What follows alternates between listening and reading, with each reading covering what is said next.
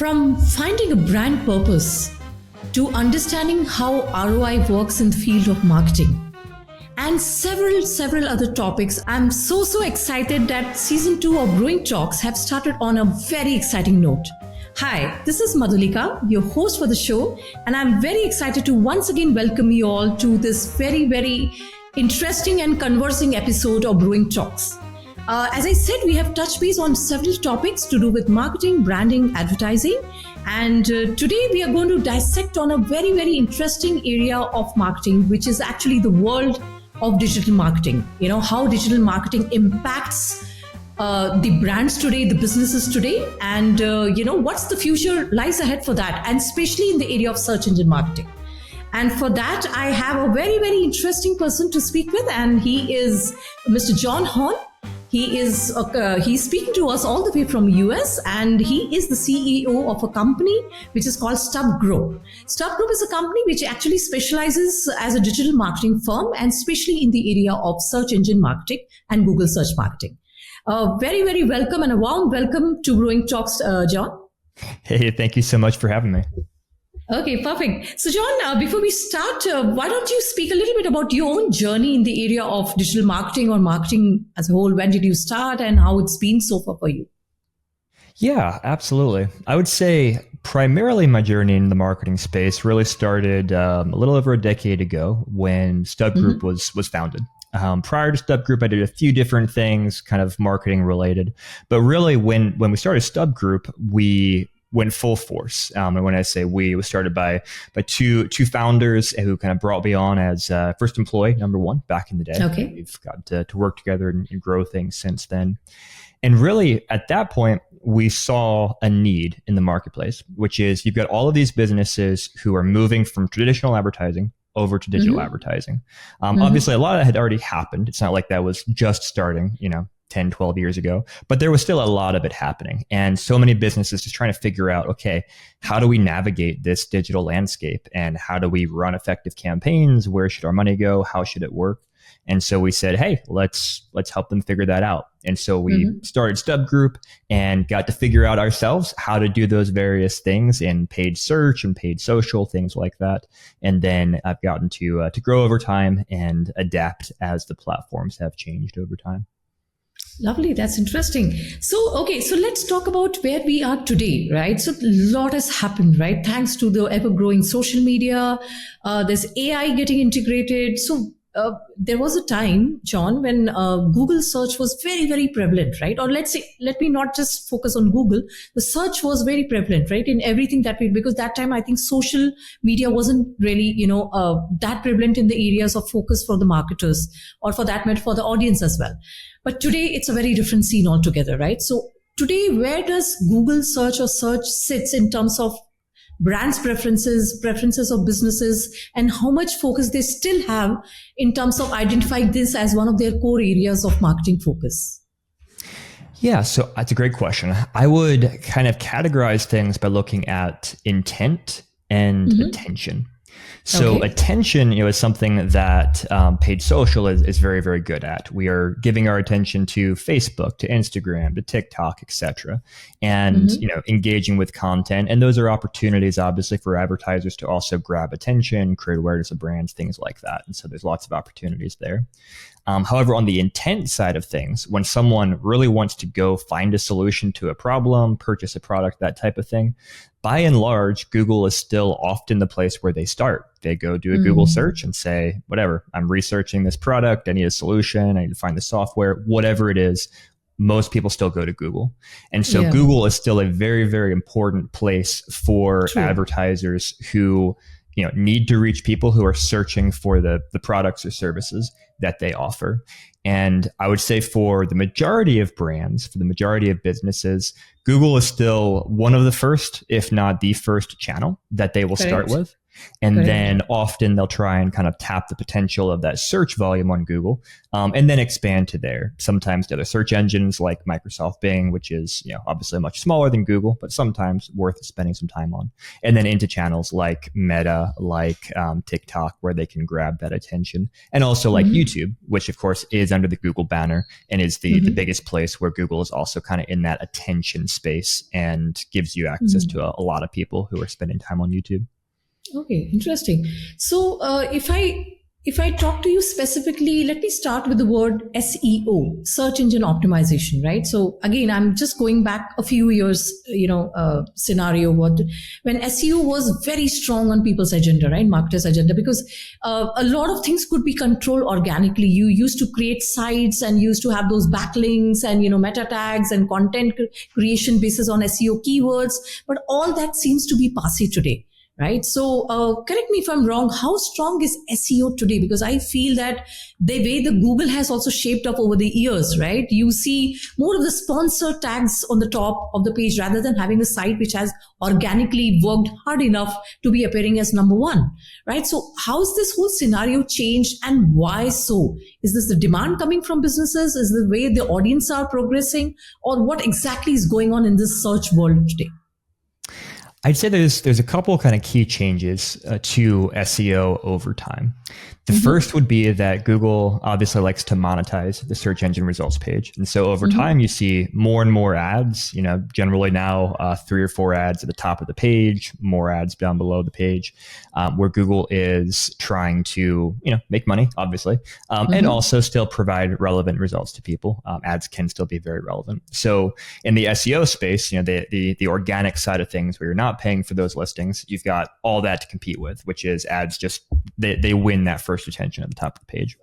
Then the second thing is, like you mentioned, all of these other changes that Google has made away from, what you might call the 10 blue links. So the most obvious example of this would be AI overviews, which Google rolled out last year, which kind of replaced what the knowledge graph used to be. And now much of the time when you search for something on Google, the first thing that comes up is an AI overview where Google is trying to answer your question there on the page, and then also providing source links. And we've seen, at least, certainly anecdotally, still kind of pulling some of the actual data together, but we've seen that those source links do get a lot of engagement from people. So people do like kind of digging into, okay, what are the sources that Google's using to pull the AI overview from? But even there, again, that's not the 10 blue links. So, ranking 1 on Google organically now might mean you're not even seen until somebody scrolls down the page and actually gets to you, versus it used to be, you're one of the very first things that people see.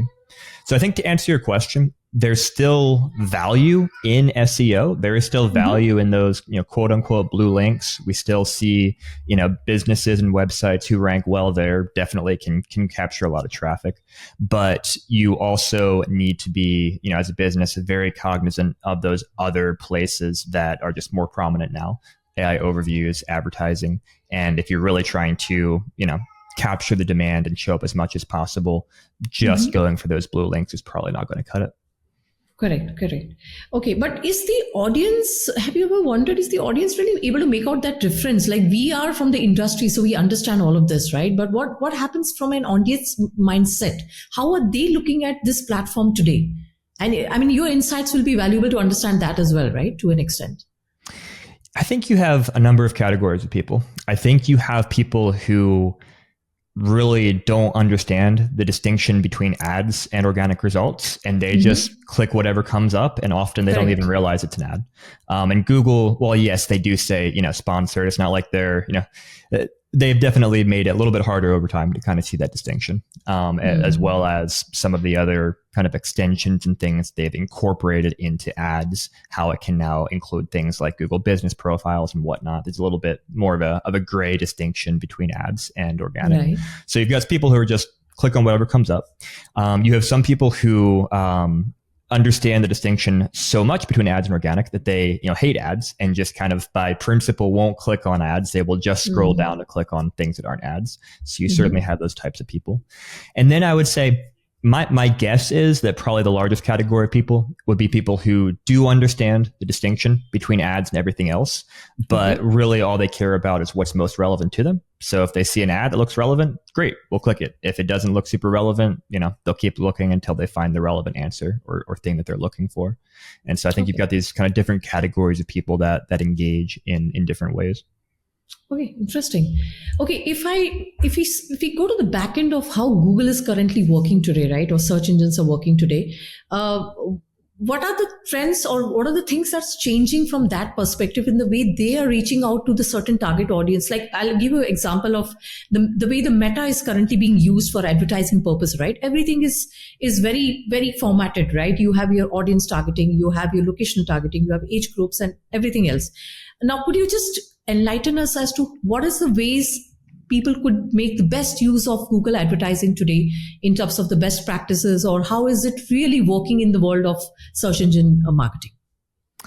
Yeah, well, Google, they're really making a push, and this isn't new, but it's a continued push of pushing people away from thinking of Google as just Google search and leveraging the entirety of Google's platform, which would be Google search, obviously, but also would be YouTube, would be their display network where they serve ads on millions of websites and apps, would be Gmail, would be their discovery app where people go and have a news feed, things like that. And so Google is always trying to push advertisers to understand, hey, there's a whole ecosystem. People are spending their time in different places. We should be targeting audiences more than targeting keywords. And a lot of the campaigns that they've structured are oriented towards that. Things like performance max campaigns, demand gen campaigns, and so forth. Now, I think this is a double-edged sword. There is a lot of truth to what Google says, and there's certainly value that can come from targeting those other channels beyond search. But there's also the reality that Google, like we talked about earlier, they're trying to monetize as much as possible. And there's only so much search traffic. There's only so many ads they can put on search. And so the more they can convince advertisers to serve ads in this other places and placements Google has available, then the more money Google can make. And so I would say a lot of the work that agencies and advertisers are doing right now is trying to navigate these different realities and trying to kind of use campaign types that use the best of maybe those other non-search platforms, but that also don't end up just wasting money on traffic that's not particularly relevant, that's not turning into sales, and figuring out, again, how to navigate those things. Okay, interesting. Okay, so now I'm going to come to the point of ROI. So we hear this term very often, right? Especially in the cases of digital marketing, I think this is one term which most widely used because it's very easy for us to measure the impact in numbers and data. So what's been your experience now in your own company, Stub Group, right? How are your clients measuring, understanding the concept of ROI, and has there been challenges that you face in the way, you are able to, specify those results post a campaign or whatsoever, right? Just tell us a little more about that. Yeah, absolutely. So most of the clients we work with are very performance oriented. And what I mean by that is most of our clients, it's not about like creating brand awareness, getting eyeballs. It's very much about specific KPIs. So that could be form submissions on their website. That could be orders placed to their website, phone calls, things like that. And so to the utmost extent that we can, obviously we try to track those things and track where those are coming from, track those back to Google Ads campaigns or other platforms. And there's a lot we can do in terms of tracking, form submissions, orders, phone calls, stuff like that. But to your point about challenges, there are also a lot of challenges with that. And that it's definitely increased over time for a variety of reasons. You have, a lot of people using things like ad blockers, which can hinder or prevent tracking code from firing properly, which creates gaps in tracking. You have people using browsers like Safari or Firefox, where some of the browsers themselves just have more built-in antagonism to tracking and get rid of a lot of tracking kind of parameters themselves. And then you also have realities like, people, do a lot of things cross-device. They might look something up on their phone and then come back on a tablet or a computer to make a purchase, or they might, look something up, send it to a spouse, send it to a coworker, someone else makes a decision, makes a purchase. So you definitely have a lot of gaps in the journey. And then you also have cross-platform realities. Someone may become aware of a brand through a meta ad and then Google them and then click on an ad in Google search. And then the next day come back and Google and click organically. And so you have all these different touch points. And so what we try to do is a number of things. We try to do as much direct tracking as we can, from the platform, saying, okay, we know someone filled out this form or placed this order after clicking this ad, things like that. But we also have to look at things bigger picture, look at things like media efficiency ratio. So looking at what's the revenue coming in, what is being spent on marketing, how is that changing over time? How is that efficiency changing over time? And then when we make changes in strategy, like, hey, let's, increase budget on Meta, or let's decrease budget over here, what impact do we see in terms of revenue? Do we see revenue also increase, or do we see revenue decrease but spending, or revenue stay the same but spend increased, and so our efficiency is worse? Or do we see, hey, we are spending less but we're still maintaining revenue, so we're more efficient? And so trying to track those bigger picture changes as well, so that we can really understand, again, how those dollars are impacting the client's bottom line, and making sure that we're keeping them profitable and not just getting caught up in like in-app return on ad spend and without realizing, oh, hey, client's actually losing money. True. Any example of a campaign that you would like to cite? Any recent campaign, and tell us, maybe I would like to know a little more about the campaign. How was the content shaping up? Was there more of a creative push and that's how the campaign worked better? Was it more of the Google display that you considered? So maybe, one quick case study would help. Yeah, absolutely. So, we've got a client that we're working with right now and had some challenges kind of towards the end of last year. We started working with them, I think, in September, October of last year. They're an e-commerce brand, fairly good size. And a lot of what they'd been spending historically on both Google and Meta was really focused on like branded traffic and existing customers. So they were spending a lot of money capturing people who were probably already going to find them on Google, even if they didn't see an ad, because they would have found them organically. And then on the Meta side, a lot of money on their existing customer base, getting them to come back and repurchase again. And so we've been working with them on both platforms of trying to find new customers and really trying to change our goal for advertising to what are we spending to acquire new customers, understanding the lifetime value of those new customers and how much money the client's going to make from them over time based upon, their historic averages. And so we've seen a lot of success. This month, really, we're seeing some things really kick off based upon a lot of changes made to strategy last month, where we see that combination between the platforms working really effectively, where they're kind of feeding each other. So people are, searching through Google, getting to the website through Google, then we're remarketing that to them through both Google and Meta. People are seeing the brand on Meta, engaging, getting to the website, and then, coming back and searching and finding it through Google. And so we're kind of looking at both platforms as an engine that's working together. Certainly still looking at the in-app ROAS for each of them to understand how they're performing, but kind of looking at it as a virtuous cycle, where the more we get from one, then that feeds into the other, and together they're helping us drive a good good media efficiency ratio, and also scale the total revenue that the client's generating. So that's been really fun to see, and hoping to continue to see that growing as we keep building upon that work. Wonderful. John, you said something very interesting about the collaboration sort of an approach, between Meta and Google, right? In a way, it's not like a spoken collaboration, but there are synergies, right? And there is a way that these two platforms are complementing each other, right? So from, let's say, if we talk about preferences from your clients, or in general from marketers and businesses today, is it more towards the Meta side of the world, or is it like, as you said, it's more people want to have an ecosystem created between the different platforms, where there is one person looking at an amazing picture on a visual appeal on an Instagram, and then going on Google and searching a relevant keyword and finding a similar ad out there? So is this approach always comprehensive, or is it really depending on a case-to-case basis? It could be depending on the nature of business as well, and the audience selection as well. Yeah, I would say for most businesses, they're generally not thinking about it comprehensively. They're often thinking about it very channel specific. And a lot of this may just had to do with kind of what information they've heard and what experience they've had in the past. So often they're like, hey, I want to do Google or I want to do Meta. And then sometimes certainly they're, I want to do just digital advertising. So I want to do multiple platforms. But they're not usually thinking about how those platforms kind of feed off of each other. They're more thinking about them individually and looking at things. Hey, is Google working? Is Meta working? As opposed to, hey, are we reaching the right people as they spend time in different places and, doing that in a cost-effective way. I would say on our end, when we guide businesses who are not doing much advertising yet, who are really getting into it, we do generally start with one channel because you want to be careful and not just spread their budget across too many places where we really can't collect enough data to know how we're being effective in each place and how we can improve each place.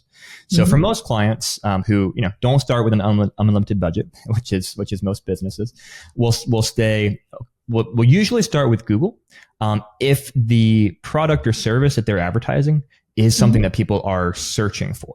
So, if they're, let's say, a local business, I don't know, a plumber, people are going to go to Google to find a plumber. Great, let's be on Google. There are some businesses where people really aren't searching for what they sell. It could be, let's say, a clothing brand that's got a really cool new, design and style and whatnot. But we're probably not going to, jump into the Google ecosystem of someone searching for a dress or a hoodie or whatever. We're going to use, visual ads, video and imagery, targeting the right type of people based upon demographics and behavior and whatnot on a paid social platform like Meta, where we can get in front of the right people. So those factors go into it, but I'd say the majority of businesses will often start them with Google Ads, get things working well there, kind of prove concept, make sure their landing pages are converting, things like that, and then help them kind of scale to other channels from there. Correct. And also, I think the one defining difference that will always exist between, let's say, a social media platform and versus a search engine platform will be, for search, I'm looking at a much wider bank of information to come to me, right? Where I type certain keywords and I find relevant information from different sources coming to me. And I think social media is a platform where I am consciously trying, even if I'm a business, I'm consciously trying to engage with a community that belongs and exists to that platform, right? So I think the intent and I think the purpose of being there are sort of very, very different. While they may complement each other to a large extent in certain areas of marketing to a certain audience, but I think they're sort of sitting on a very different ways of, reaching out to their own set of groups of audience as such. Yeah, I agree with that.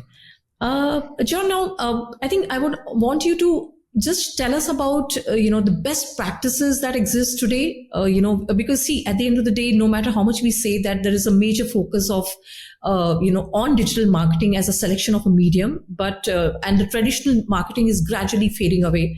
Especially if we talk about, countries like US, where there's a heavy focus on digital. I can't say that same thing for India as of now, because India still sort of have a long way to go and it's still growing very strong, but there is a still heavy dependency on traditional mediums of marketing, right? But at the same time, there are still businesses, brand owners and marketers who are not completely well versed with the way, marketing in digital world exists. So a lot of times we make mistakes and we sort of learn from them, but at times we have to pay heavy prices for that, right? So can you tell us what are the best practices and what are the things that we should really avoid?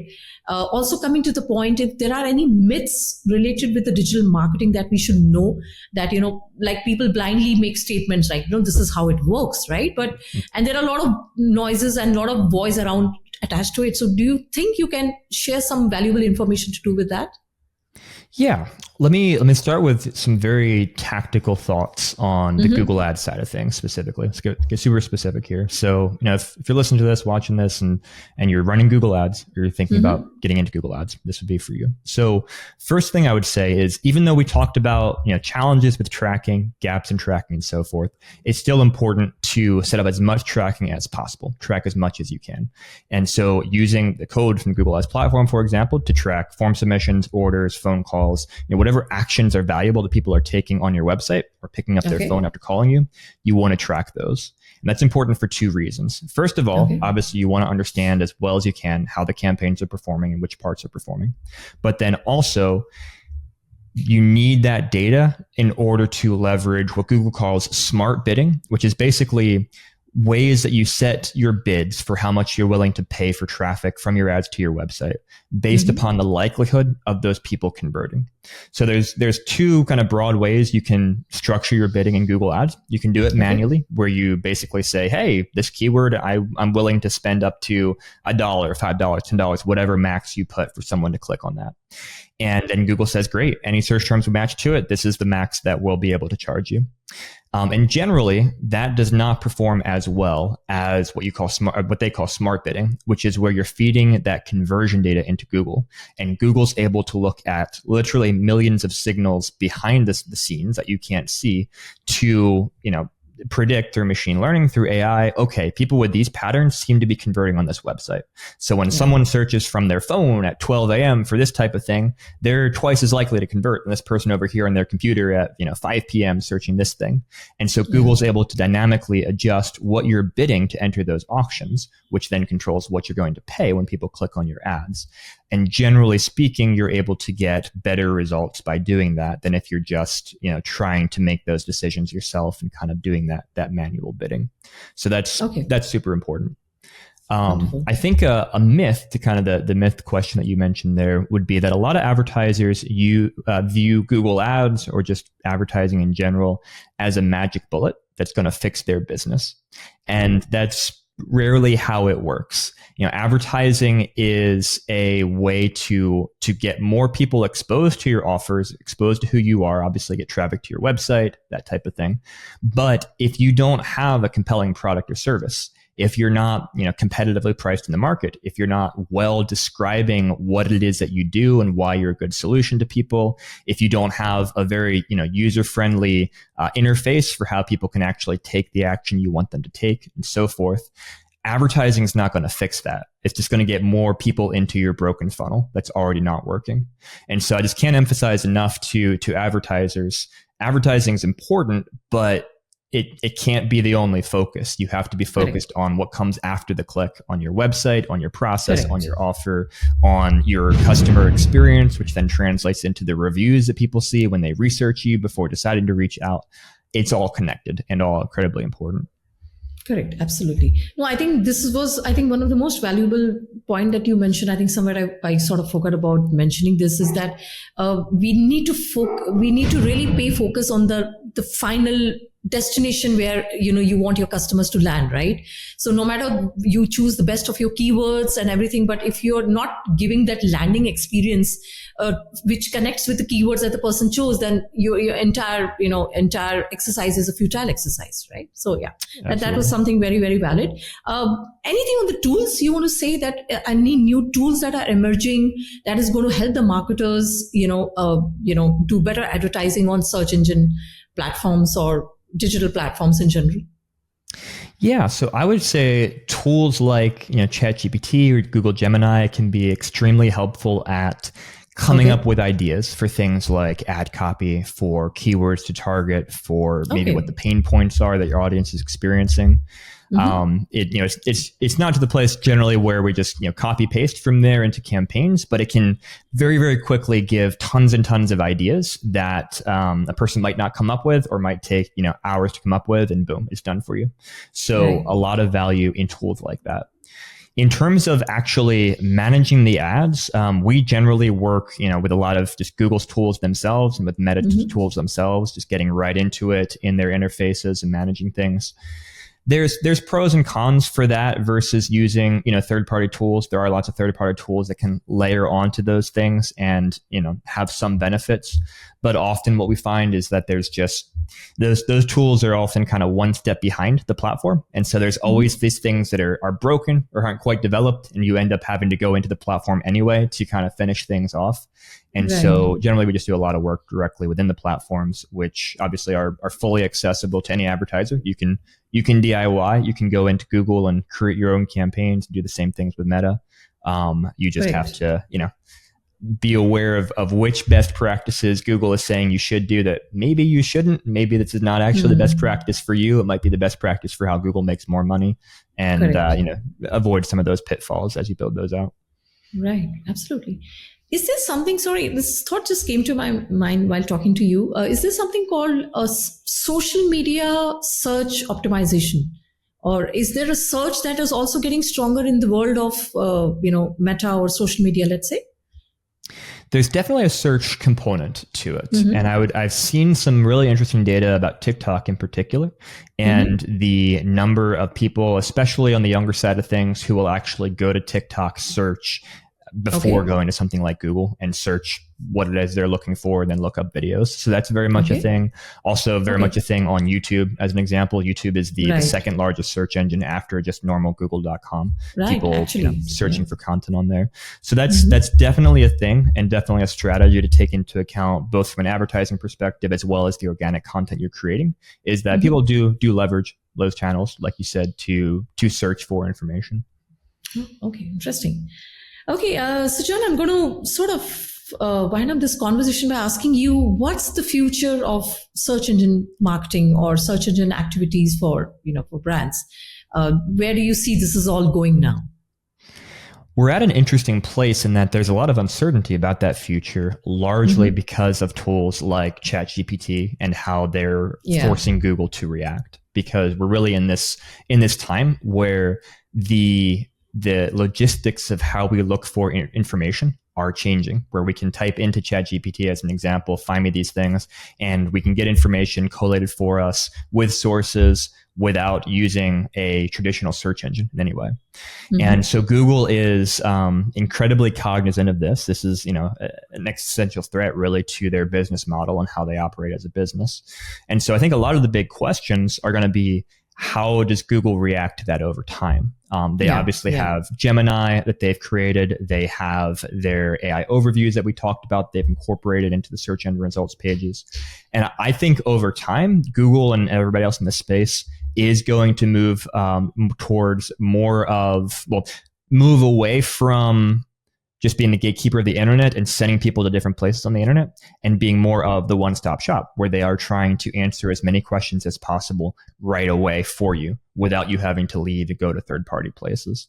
And that has a lot of ramifications on, again, Google's business model, and obviously how advertisers and businesses leverage those platforms to make sure that they're the ones that are providing the information to people who are searching. So if I knew how it all worked out, I could be a very rich man. I don't. I think that's the many billion-dollar question. But I do think we're going to be seeing a lot of change to what it looks like when you go to find information online. Sure. No, and I think the growing, AI industry is going to definitely impact everything to do with the whole digital ecosystem, and we cannot leave the search engines, aside from that, right? Yeah, wonderful. So I think, John, this was a very, very interesting conversation that I had with you. And I think, to be very honest, one episode is not enough for this topic, because we can just go on and very, very in-depth on specific thing. But we like to keep our episode, for a certain time frame, so that all the listeners can make the best use of it and can have a retention ability to sort of absorb that kind of an information. So I think some very, very interesting insights that came out of this conversation was about a lot of best practices on Google advertising, how it's shaping up how it has shaped up over the years, and, how this whole ecosystem is helping each other and not just competing with each other in terms of giving the best experience to the users and the end audience at the end of the day, right? So great. So, and I think what we also should not forget is that the more integrated the experience get, or the more integrated the strategy gets, it's going to, at the end of the day, benefit the businesses in the long term. So John, once again, thank you so much for being a part of Brewing Talks. And I'm very certain all the marketers and business owners who are listening to the episode right now are going to take some very, very interesting insights from this. Awesome. Well, I really enjoyed the conversation. Thank you so much for having me on. I hope you enjoyed listening to this episode of Brewing Talks. Thank you for tuning in. Sign up and subscribe to Brewing Talks on eplog.media. You can also listen to this podcast on Ghana, Spotify, Apple, and Google. Catch up soon with our very next episode as I stir up marketing stories only on Brewing Talks.